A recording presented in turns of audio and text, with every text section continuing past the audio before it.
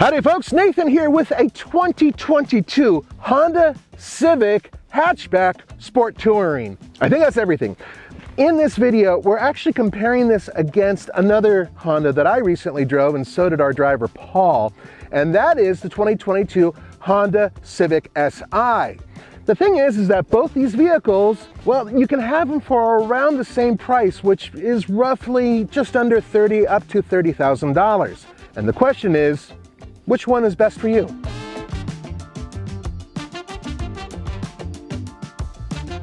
The front 3/4 of the Honda Civic hatch pretty much looks like a regular Honda Civic.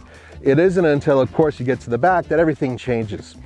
But let's talk about styling real quick, because with the sport touring setup, I should say, you get the bigger wheels. These are 18-inch wheels, and you get a little bit more of an aggressive look.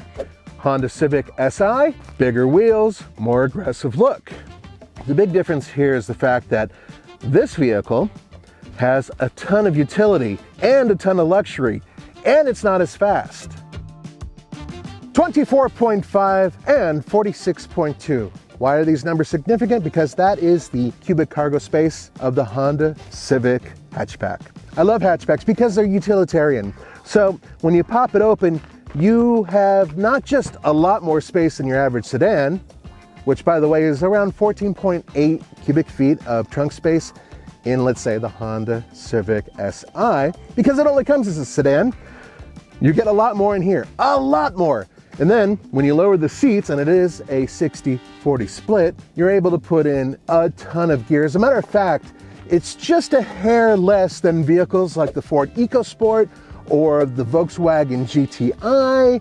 All of those vehicles just have a little tiny bit more cargo space, but again, they're also squares. This, well, obviously is not a square.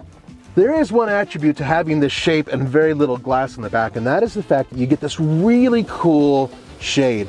This is obviously for security for the most part, and it allows you to set it up so you can have stuff in here, and once the trunk is down, because of this shade here, see this?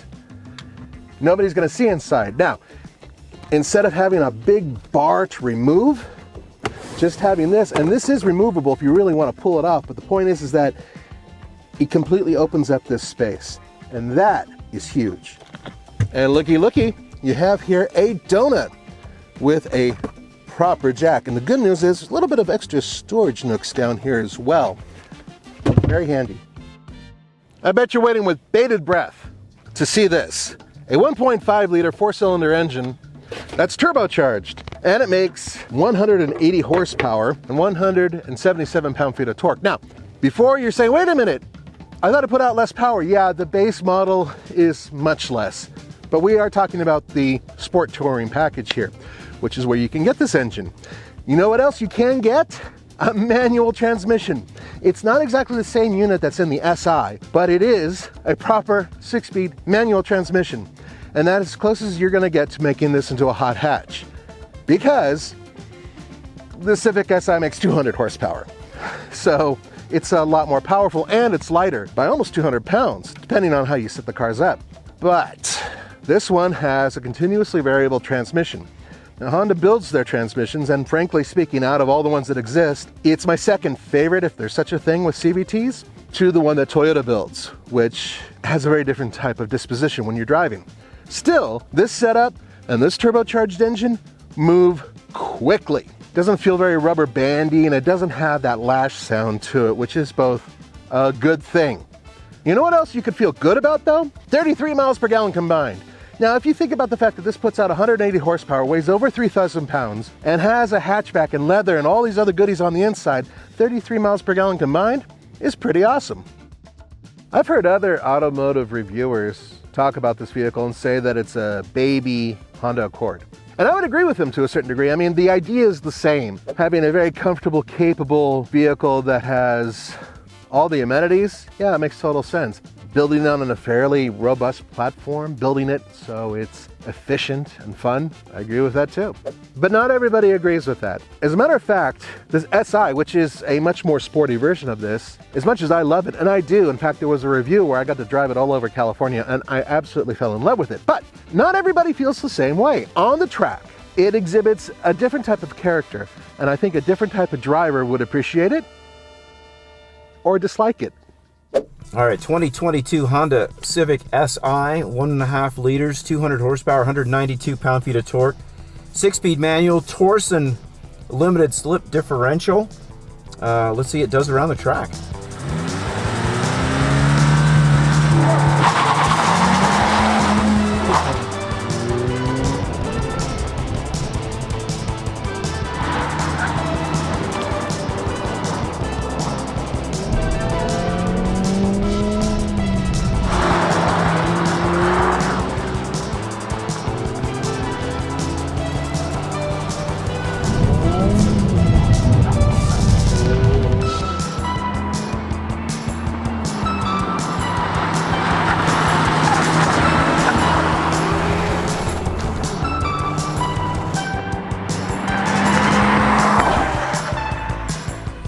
Well, I don't know. It's hard to say. I mean, it's got decent grip from the summer tires, but there's a lot working against it. So I'm gonna hope for a 108 and see where we end up. We're at 109.1. So we're close. A little bit of progress to go there. Yeah. This thing, like it says, the traction and stability control is off. It's supposed to have a Torsen limited slip differential. I believe it does, but it's not giving me any throttle until I have the steering wheel completely straight. And it is costing huge amounts of time because it's basically all tied, which I would get if the stability and traction control were on, but it's all supposed to be defeated and off. Yeah. And when you have a Torsen limited slip differential, you don't have to monkey around with how much throttle you let the car have. The whole point is the differential kind of does that for you and gives you extra performance. So there's no need for the Torsen limited slip differential in this car the way they have the throttle mapped to the steering. And that's really frustrating because this car could be fun. Because the other thing is there's a bunch of understeer. So there wasn't a single point anywhere on this lap where I had the rear end of the car help me get through the corner, which is precisely what you need in a front wheel drive car for it to go fast. So all of that is reflected in that lap time. Just like the regular Honda Civic and the Civic Si, this is a pretty nice place to spend time in. And then you bump it up a level because you get the leather seats, which are heated. You get a 9-inch infotainment screen, Apple CarPlay, Android Auto. You have wireless charging, and you have a fairly comfortable spot. Now, with that being said, it's important to note that a lot of competitors out there build nicer interiors and or more content for less money. Another issue I have is the fact that this is such a small screen. Nowadays, people are using much larger ones. It works just fine. The infotainment system is okay, but it takes forever for it to start up. It's ridiculous. When I start this vehicle up, as I'm going to show you right now, okay, started it up. This infotainment screen, still black, still black, still black. Okay, there's the Honda, yay, Honda icon, still nothing, okay? It is remarkably slow, and it's still not doing anything. And it's still not doing anything. And there's the disclaimer. Let's quickly do that. Now I'm on the disclaimer. It still hasn't even found the Sirius XM. There it goes. It could take up to 30 seconds for this to kick in, and I have no idea why it takes so long. I've never been in a vehicle that has had that issue. On the higher end vehicles, you can get this digital display. It works really well. I really do like the fact that you were able to put information over here based on what you're listening to. But one thing that it doesn't do that I really wish it did do, here I'm doing the turn signals, right? If I was in a Hyundai, it would actually have the image of what the mirror is seeing in here as well.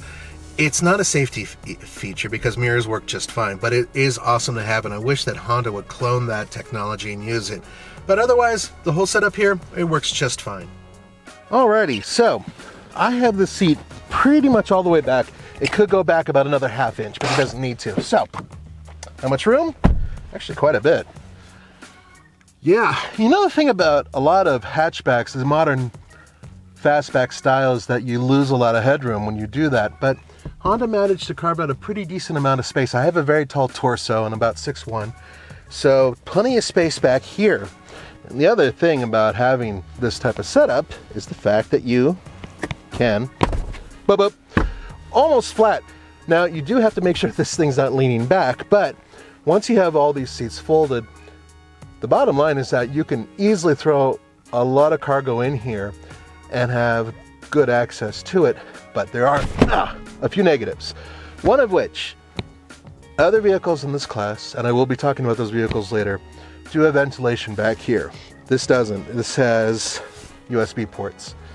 Other than that, space is excellent, utility is excellent, headroom is excellent, and these seats are pretty damn comfortable. This car is so dialed in. The Pearson struts up front, multi-link rear suspension, really well tuned. Road noise, yeah, it's there. It's not as bad as some cars and it's better than others, so it's right in the middle. Handling, mwah, beautiful handling car. One of the better handling cars in its class. I will say that this handles better than the equivalent Toyota Corolla, no doubt. Turbochargers, when they're with a continuously variable transmission, can make up a lot of that slow, sluggish feel, and at the same time you still maintain really good economy. Okay, so what about the comfort and driving and everything else? Well, here's the good news. Very comfortable car, comfortable seats. It is a little narrow here in the cockpit. This is a very wide center console, so for a guy like me who has got a bit of a spread, it's a little tight. You get used to it pretty quickly. This is the same issue of the SI. Check out this acceleration here. You hear that? Yeah. It's unnecessary. It doesn't need to do that. I would say that brakes, quite good. Steering, excellent for an electrically assisted power steering unit. But I will say that as an all-arounder, and one that really does feel a little bit more sophisticated, just a little bit more, the Honda really does a good job. One more thing I wanted to mention, that amazing hybrid setup that they have with the big Accord. Can you imagine that powertrain in here? That would be awesome. It all winds up to what's back here. That's right, it's all about the junk in the trunk, because I absolutely love utility. I'm personally bummed that the SI doesn't come with a hatchback, because then it would actually be a hot hatch. Now, what about competitors? Well, there are a ton. Hell, Volkswagen has the Jetta. You're talking about Hyundai, and of course the Elantra, and the Kia Forte, and of course the Toyota Corolla. And all of them have their pluses and minuses, but I will say this about Honda. Because the SI exists and because this exists, it gives you great options. You might need utility, then you want to get this. You might want sport, then you get the SI.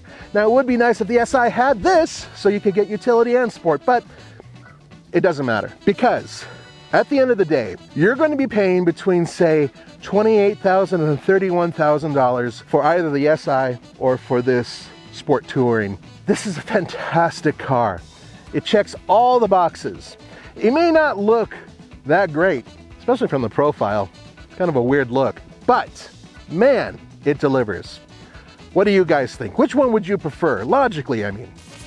This or the SI? Let me know in the comments below. For the Fast Lane Car, this is Nathan. I'll see you next time.